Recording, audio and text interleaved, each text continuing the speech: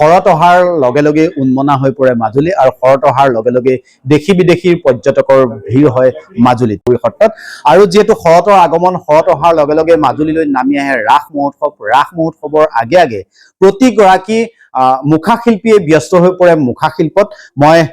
বৰ্তমান নতুন চামগুৰি সত্ৰত যেহেতু উপস্থিত আছো আৰু পৰিৱেশটো দেখুৱাম এক সুন্দৰ যেহেতু মুখা শিল্পৰ লগত এই সত্ৰ বিশেষকৈ জড়িত আৰু এনেধৰণে সকলো ব্যস্ত হৈ পৰিছে শৰতৰ আগমনৰ লগে লগে সংগোপনে ধৰালৈ নামি আহিছে শৰত আৰু শৰতৰ আগমনৰ লগে লগে এনেধৰণে দেশী বিদেশী পৰ্যটকৰো ভিৰ গৈছে মাজুলীলৈ আৰু সেই পৰিৱেশ দেখুৱাম ইতিমধ্যে মুখা শিল্পীসকল ব্যস্ত আৰু তাৰ সমান্তৰালকৈ দেশী বিদেশী পৰ্যটক ইয়ালৈ আহিছে তেওঁলোকো ইয়াত আহি মুখা শিল্পৰ শিক্ষা বা মুখানো কি ধৰণে প্ৰস্তুত কৰা হয় এই ইয়াৰ সাম্যক আচলতে ধাৰণা লোৱাও পৰিলক্ষিত হৈছে আৰু সুন্দৰ মুখা ইয়াতে সজাই ৰখা হৈছে আৰু বিশেষকৈ মুখাসমূহ বাহিৰলৈ যাব আমি জানিব পৰা মতে যি ইয়াতে বৰ মুখা তৈয়াৰ কৰা হৈছে এই বৰ মুখা যাব গোলাঘাটৰ যি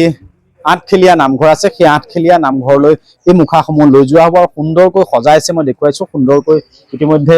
প্ৰস্তুতি শেষ হৈছে আৰু শেষ পৰশ দিয়াত ব্যস্ত হৈ আছে প্ৰতিজন শিল্পী অকণমান প্ৰথমতে মন্তব্য লৈ ল'ম যিহেতু উৎকট গৰমৰ পাছত ধৰালৈ সংগোপনে শৰত নামি আহিল শৰত অহাৰ এবাৰ ৰাইজে উমানি নাপালে এই ধৰণে আহিলে আৰু লগালগ কিন্তু প্ৰতিজন শিল্পীয়ে ব্যস্ত আপোনালোকৰ ব্যস্ত নিশ্চয় আমি শৰতৰ আগমন লগে লগে সকলোকে লৈ শ্ৰদ্ধা জনাইছো উৎকট গৰম যি গৰমে দহিছিলে অসমবাসীক আৰু তাৰ লগে লগে আকৌ অসমবাসীয়ে পাহৰি যাব এতিয়া শৰতৰ আগমনৰ লগে লগে সেই গৰমৰ কথা শৰত আহিছে যিহেতু নতুন মন প্ৰাণ উৎফুল্লিত হৈছে আমি ঠিক তেনেধৰণে মাজুলী চামগুৰি সত্ৰ আমি সংস্কৃতি মুখা সংস্কৃতিৰ লগত জড়িত মহাপুৰুষ শংকৰদেৱ গুৰুজনাৰ অনবদ্য সৃষ্টি মুখা শিল্প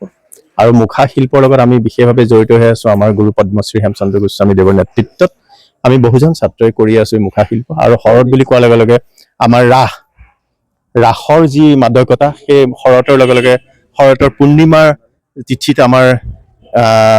পবিত্ৰ ৰাস যাত্ৰা উদযাপন হ'ব আৰু তাৰ লগে লগে আমি সম্পূৰ্ণ তাতে ব্যস্ততা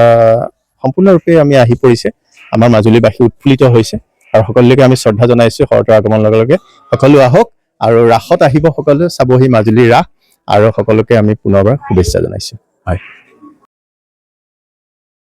এয়া দেখুৱাইছো যে সুন্দৰকৈ পুতনা ৰাক্ষসীৰ মূৰ্তি মুখা বৰ মুখা ইয়াতে সাজু কৰা হৈছে দেখুৱাইছো আৰু